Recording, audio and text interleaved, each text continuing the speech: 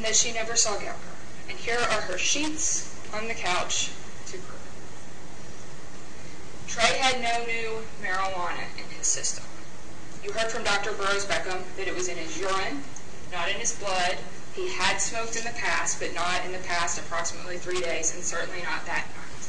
So Gowker's story that he and Trey were down there, and that they'd been smoking, and that they fell into conversation about Trey's dad, is a lie. Nothing in Gowker's demeanor in court or anything else you've heard in this case gives any credence to the idea that in the middle of a school night, Trey would leave the house and go down to the creek to hang out with his mother's abusive husband. Also, I think it's well established that Trey was dead by the time that Gowker says this happened. Jeremy left when it was starting to get dark. They were about to eat when Jeremy left. Cassie left after dinner around 9. Amanda sent Mackenzie into bathe around 9. So I think we can say they were having dinner probably around 8:30ish, but before 9. Dr. Burroughs-Beckham said he was killed 1 to 3 hours after eating, 4 on the very outside. Now he and Mackenzie were showering, his mom was cleaning up. It's unlikely he got killed on the 1 hour side of this. He was still around the house at 9:30. So we look at the far end. He was killed between 10:30 and 12:30. And we know that Gowker and Amanda were at the Circle K between 1:06 and 1:09.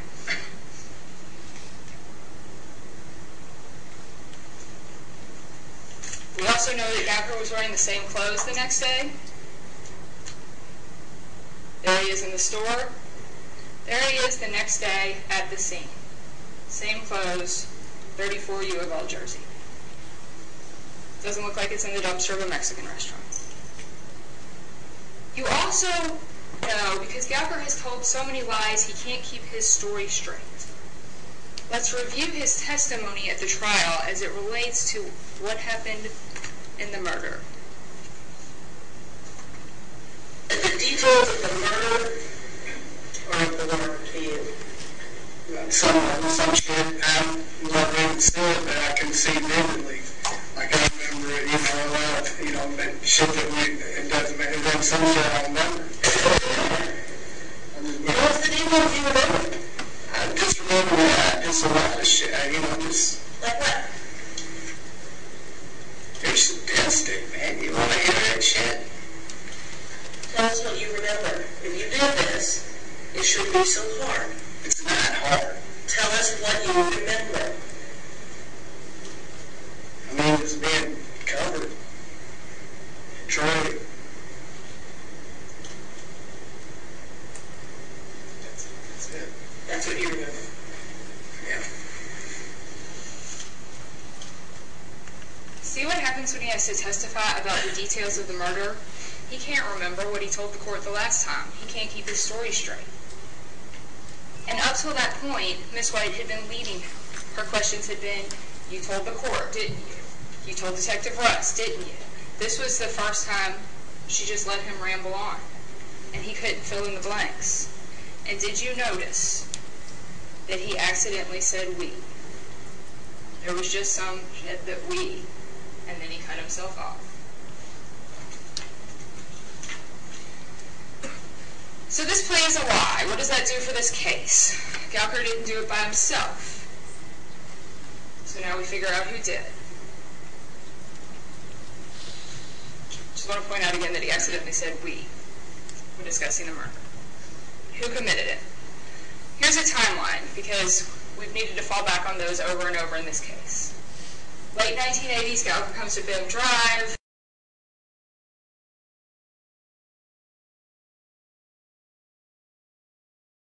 Trey is born. Sometime after that, they split. Amanda dates Gowker. Gowker already has a son, Josh Young, by Angie Young. Amanda and Terry are in a custody dispute. Amanda marries Gowker. They, along with Trey and Josh Young, are living with Gowker's mother. There's the balcony incident, and ultimately in 2002, Gowker goes to prison. Amanda has Mackenzie in the meantime, and then in the fall of 2010, Gowker gets out of prison. He contacts Amanda almost immediately. He contacts Angelique. He gets back together with Amanda. They're still technically married. Christmas Eve, Josh Young is at Amanda's house. We know there was a fight between Amanda and Gowker because she heard a call on Trey's phone. He had Trey's phone and she pocket dialed it, and she heard him insulting her to Cassie. They get in a huge fight. She gets an abortion. Gowker finds out, and they continue fighting. February, they're on and off. March, they're on and off. And during this whole period, Gowker is trying to establish custody of the defendant. During this period, Gowker is mad about the abortion. April, they're on and off. Sometime in April, there's the incident with Amanda and Mackenzie in the car, Gowker banging on the top of the car, and then Amanda running through the neighborhood with Mackenzie. May 8th, Mother's Day. Terry took Trey to work at McDonald's. Amanda took him home. There was a cookout at Cassie's. Amanda and Gowker are speaking again at this point, after a break of several weeks. The next day, Amanda quits McDonald's. And I do not disagree with anything Ms. Smith said about the domestic violence and the situation Amanda was in.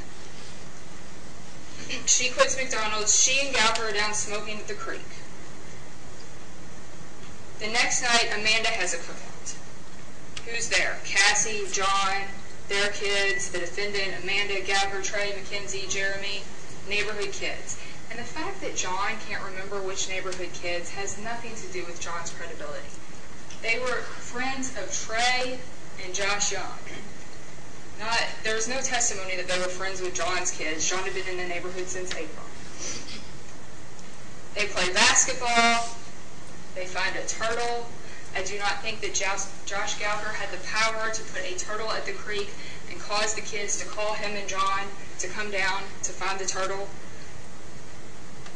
The turtle is just a part of this timeline. 7:30 or 8, John leaves, starts watching a movie. Jeremy leaves as it's getting dark. Everyone else eats. 9:30ish, Cassie leaves. They all start watching the movie with John. Amanda's cleaning. She unscrews the lights.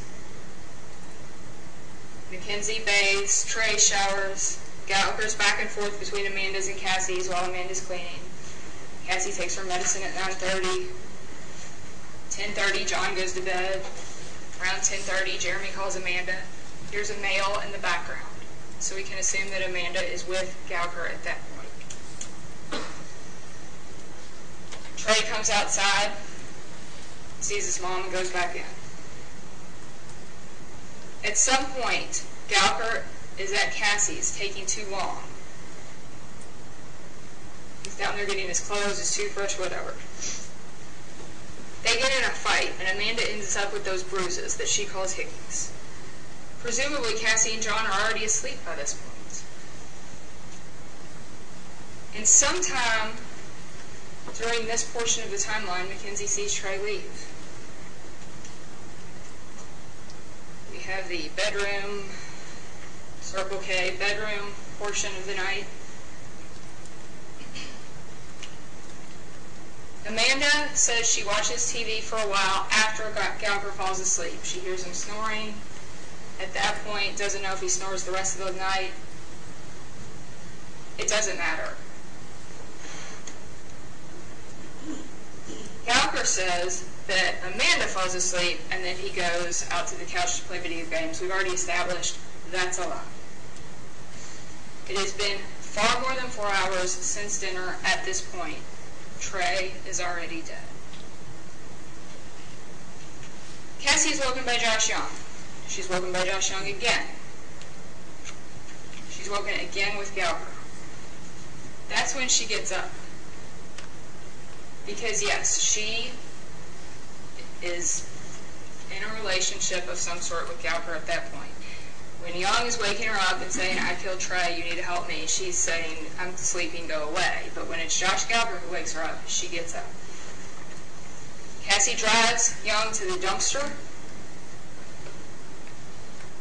Josh Young throws away the clothes in the back. The next morning, Gallagher gets up early, puts Mackenzie on the bus. Maybe he goes down to Cassie's and puts her kids on the bus. Tells John Robertson that Josh Young killed Trey. Takes Amanda to McNeely Lake and tells her realtor that they have 2, not 3, kids. Amanda finds Trey's backpack, and the frantic search for Trey begins.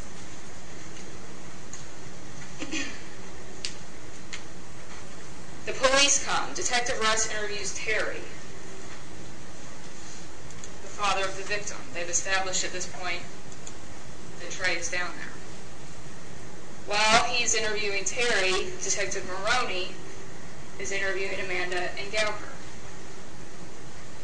Gallagher starts asking Russ after that if he can see the body. Maroney interviews Young. She interviews him about the last time he saw Trey.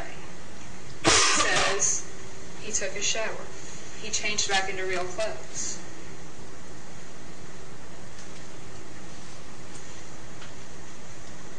He says, I was in my room and he was in the shower. And she confirms, you know he changed back into his regular clothes because you saw him after he got out of the shower? And he says, yes.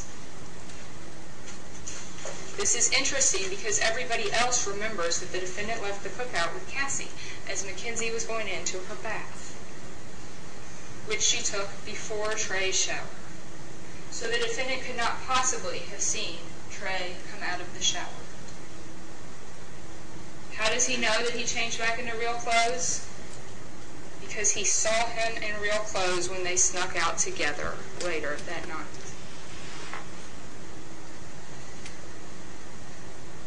Continuing our timeline, the police investigation begins, and I'm not going to go through all of that because you've heard it through several detectives, but it was extensive and it went in all directions. The Bridgewood kids came up in the investigation, so Detective Russ investigated the Bridgewood kids. He brought them in for interviews. He confirmed their alibis. He went out at 1 in the morning to interview a foster mother so that he could confirm an alibi. He was pulling surveillance tapes. He was looking at phone records. He investigated the Bridgewood kids and eliminated them as suspects. To say that he had tunnel vision is ridiculous. He was willing to go down every fork in the road, every suspect that came up,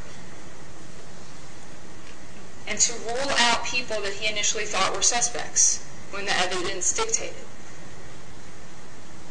They were collecting things at the scene that ended up having no relevance to this case. They collected sweatpants that were up by Liberty High School because those might have something to do with it, even though it turns out they did not. They collected a sword. They collected a knife. They collected anything they thought might help this investigation. Now, I know the defense has made a point through their questioning that they did not collect every blunt object in the house. That is impossible.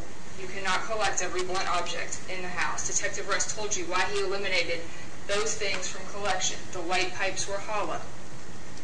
The things in the garage were in the back, had cobwebs. Murderers usually don't bring their murder weapons back to the house. They have to have a reason to think that something is connected to this before they're going to collect it and test it, and they collected everything they thought in their experience might have a connection with this case. They didn't collect the banana. They were investigating a murder. They didn't collect the cigarette wrappers from the trash. Well, of course, Gallagher's and Amanda's DNA might be on them, and I do not think that Josh Gallagher artistically placed items in a trash can. Those were the cigarette packs they were smoking. They threw them away in the trash can. So at the same time that Detective Russ is investigating the Bridgewood kids, he's also continuing the Vim Drive portion of the investigation. May 14th, he interviewed John. John was a nervous wreck because he knows that the Joshes are involved and he can't handle the stress of lying. Detective Russ interviews Gallagher, Jeremy McFarland, May 19th. He interviews Amanda, May 29th. Through June 6th is the portion of the time when Amanda finally leaves because Gallagher has become increasingly more controlling to a crazy degree. And this is when she takes out the EPO on Gallagher. On June 10th, Detective Russ interviews Young. And in this interview, Young said that Trey said he was going in to take a shower, so Young came down to Cassie's and ended up falling asleep. He said he was going to take a shower. The cookout was ending. He went in to take a shower. Now, were you in the house when he took the shower? Because I came over here. In total contradiction to what he had said right after the murder to Detective McFarland.